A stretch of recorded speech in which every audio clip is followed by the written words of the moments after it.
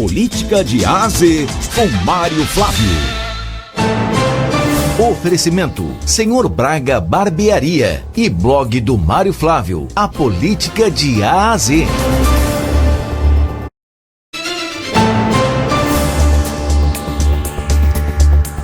27 anos e 3 meses de prisão. Essa é a condenação do ex-presidente Bolsonaro. Mário Flávio, bom dia para você. Olá, Renata, bom dia. O que a gente já esperava, pelo menos a maioria que acompanha a política, era por essa condenação. Por unanimidade, mas aí houve um voto divergente do Luiz Fux, e ontem foi confirmada a condenação a mais de 27 anos aí do ex-presidente, e as condenações variaram dos outros réus. Apenas o delator, o Mauro Cid, pegou 2 anos de prisão pelo acordo de delação premiada que ele fez com o Supremo, ele que entregou todo mundo nessa questão aí, uma delação super questionada o tempo todo, e aí ele ficou só com 2 anos de prisão em regime semiaberto. Foi o acordo que ele fez lá, tem uma pena reduzida para que isso acontecesse. A dúvida é agora o que vai acontecer com Jair Bolsonaro e os demais. A dúvida é, por exemplo, Bolsonaro vai para uma prisão comum, por exemplo, Bolsonaro fica na prisão domiciliar, enfim, são situações que vão ser respondidas em breve, Renata, porque ainda vamos ter alguns recursos aí da defesa que vão protelar essa situação. Sem falar que os deputados de oposição já anunciaram ontem mesmo que para a semana vão pautar o chamado projeto da anistia para tentar livrar Bolsonaro, não só ele, mas também alguns outros condenados aí dessa situação. Mas, de fato, Renata, pelas movimentações que a gente viu ontem nas redes sociais, o bolsonarismo não foi vencido, como disse lá o ministro Barroso, lá certa vez em a ocasião em que ele falou na eleição passada.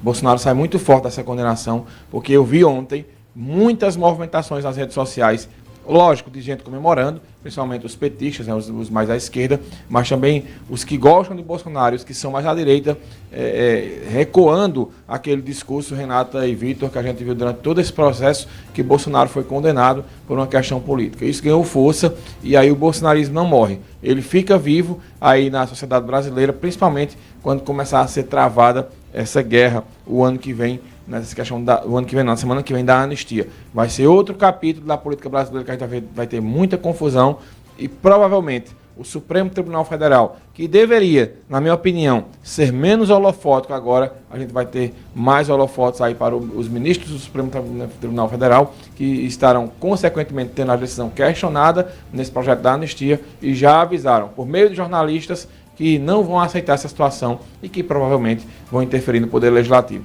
O que eu acho, mais uma vez, um erro, que a gente vive numa república que deveria ter a independência dos poderes e não poder ficar entrando no outro. E a gente vai perceber que isso vai acontecer com mais força na semana que vem, quando começar esse projeto da anistia. Mas, de fato, foi uma pedrada, digamos assim, no bolsonarismo, mas o bolsonarismo segue vivo aí na política brasileira e vai seguir durante muitos anos, principalmente se o jogo da política no ano que vem mudar. Se por acaso o PT sair do poder e entrar um aliado de Bolsonaro na presidência, isso muda bastante. Mas se não, aí ele vai continuar preso ou com os direitos políticos cerceados, porque a pena ontem, Vitor e Renata, ela determinou que Bolsonaro só poderá ser candidato a alguma coisa de novo 8 anos após terminar a pena dele. Ou seja, dificilmente Bolsonaro estará vivo daqui para lá. Ô Mário, você está falando sobre os aliados do presidente Bolsonaro e lembro aqui a atuação agora em Brasília do governador de São Paulo, Tarcísio de Freitas, pela anistia. Se ele conseguir essa articulação e ela se mostrar resolutiva, ou seja, se o projeto for aprovado, ele vai ganhar um trunfo político para ser apontado como a liderança do bolsonarismo, né? Porque até o próprio Bolsonaro estaria devedor dessa atuação política do Tarcísio, né? Você está correto, Vitor. Ele conseguindo essa articulação, e veja, Tarcísio fez uma movimentação nos 15 dias que até então nem o presidente do Senado, Davi Alcolumbre, nem o presidente da Câmara, Hugo Mota, eles falavam sobre esse projeto de anistia. Quando Tarcísio entrou em campo, os dois admitiram a possibilidade de pautar esse projeto. Então Tarcísio também, semana passada, foi naquele ato em defesa de Bolsonaro e pela primeira vez atacou diretamente o Alexandre de Moraes com uma maneira mais forte. Então ele começa a se colocar aos poucos no xadrez da política e sempre dizendo, olha, meu candidato é Bolsonaro, eu defendo o Bolsonaro, para que isso aconteça, porque Tarcísio não quer entrar de frente naquela guerra, principalmente com o filho de Bolsonaro, o Eduardo Bolsonaro, que ele quer ser o candidato, mas a gente sabe que esse filho de Bolsonaro não agrega muito valor, principalmente tem gente que vota em Bolsonaro, mas detesta os filhos dele. Então Tarcísio é aquele candidato que seria um candidato mais moderado, digamos assim, né, principalmente pela experiência que ele tem de governador de São Paulo. Então ele já tem experiência de gestão. A dúvida de Tarcísio é muito grande, Vitor, porque ao mesmo tempo que ele pode ganhar protagonismo, e as pesquisas mostram que ele hoje, além do Bolsonaro, ele seria o nome mais forte para concorrer com o Lula na eleição do ano que vem. Eu também tenho minhas dúvidas se Lula vai mesmo para essa reeleição, viu? Eu acho que eles vão analisar muito esses cenários ainda, mas sem dúvida Tarcísio de Freitas vai ser o nome aí a ser colocado. E para mim é o candidato, sim, da direita no Brasil, sem essa possibilidade do Bolsonaro ser candidato. E acho que as pesquisas já devem, inclusive, tirar Bolsonaro dessas enquetes, né, que são realizadas aí. Porque ele não é candidato, ele não vai ser candidato. Então, começar a testar outros nomes. Acho que a direita já faz isso.